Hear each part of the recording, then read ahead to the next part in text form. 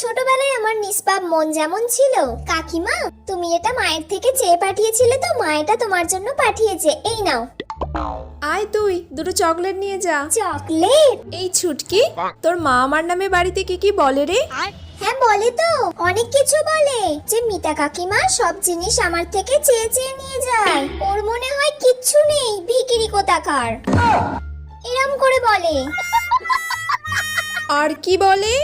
মিতা কাকিমা মনে হয় কারোর সাথে ঘুরতে বেরোয়, প্রত্যেকদিন বিকালে দেখি কার সঙ্গে বাড়ি ফেরে।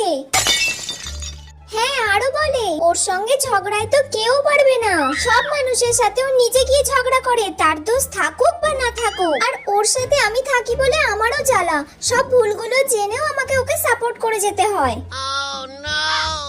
তাহলে কাকিমা আমি এত কিছু বললাম, এবার আমাকে চকলেট দাও। চকলেট খাবি? এনে খা।